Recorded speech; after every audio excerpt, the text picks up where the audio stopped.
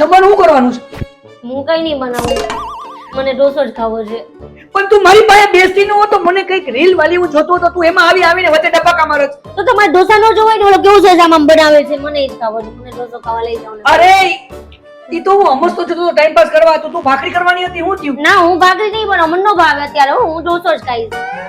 જ્યારથી વેકેશન પૈતું ને ત્યારથી ખરેખર તારા ઉપાડા ચાલુ થયા છે. મારે- વેકેશન આમ પૈતું ને ઘરમાં આવીને ત્યાં ને તું ઉપાડા લેશ. પણ મેં એના ઉપાડા કર્યા. પેલા તો આખું વેકેશન થયું, તમને ક્યાં લઈ ગયા ઈ કયો? તારી મમ્મીની ઘરે વાલી તું 2-2.5 મહિનાથી ન્યા ને ન્યા પડી હતી. તારા ત્યાંથી ફોન આવતો તો આને લઈ જાઓ અને લઈ જાઓ એમ કહેતા હતા. તમે આવ્યા લેવા મને?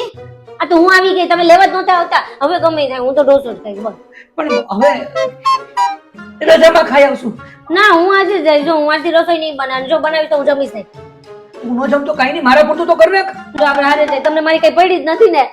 મેં કે તને એવું કીધું કાઈ? તો તમે એટલે તો કે મારું ઘર ને તારું નહીં, તો હું થયું એનો મતલબ? એટલે- તમને મારી ચિંતા જ નથી એમ જરાય. નથી. જો તું ભાખરી બનાવીશ ને હા, એટલે 5-6 બનાવીશ હા, એટલે આપણે બે બેસું જમવા, તું મને પીરસીશ ને જમવાનું હા. તો તું મારી પાસે બેસ તો હું પછી તને કહીશ કે અલે વાલી તું ખા, અલે આગળ એમ કહીશ હું તને. પછી હું તને ખવડાવીશ, તું પેલા ભાખરી બનાવી લે. ઓય, એટલે તમે મને નથી લઈ જાવ ભાઈ, મારે બહાર જ જવું બસ. હું રસોઈ નહીં બનાવું, મને ઢોસા જ ખાવા છે, બસ. આજે નો જવાય બાયણે, હું કામ નો આજ જવાય? મંગળવાર છે. તો હું થઈ ગયું? મંગળવારે બાયણે નો ખવાય. ના ખવાય, બધુંય ખવાય હો. મંગળવારે બાયણે તને ખબર છે હમણાં કેવું થયું? શું થયું? કેવું થયું તું? તો મને ઢોસો ખાવા ગમે. વાત નથી સાંભળવી. મંગળવારે બે કપલ છે ને આવી રીતના ઘરમાં બેઠા હતા વેકેશન પછી, અને એ લોકો બાયણે ખાવાની ધડ કરતા હતા. એની ઘરવાળી માયની નહીં અને એ બે બાયણે ગયા. જેવા બાયણે ખાવા ગયા ને એટલે ઘરવાળાએ કીધું કે હાલ, ઘરવાળાને તો કઈ આવે નહીં એટલે એ બે બાયણે ખાવા ગયા અને એને ઢોસો જ ભાવતો હતો, ઢોસો જ ખાવા ગયા. બરાબર, ઢોસો ખાવા ગયા, ખાઈને તરત કમ્પ્લીટ થઈને બાયણે નીકળ્યા.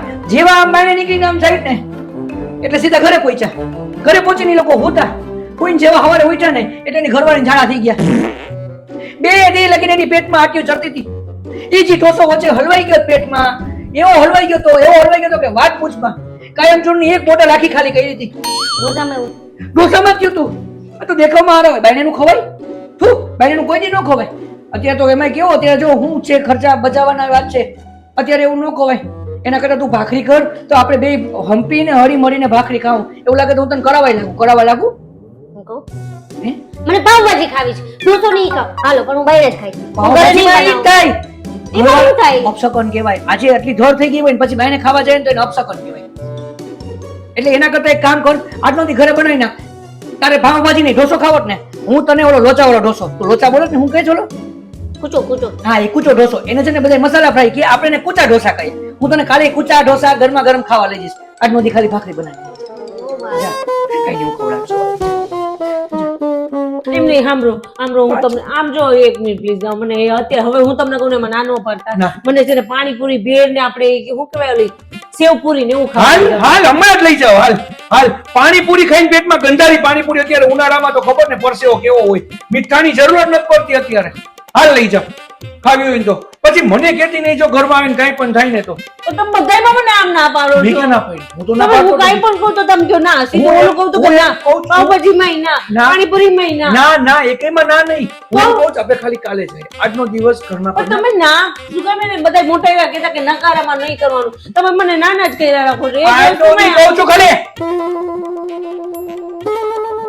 મમ્મીની ઘરે જોઈ જાઉં જો.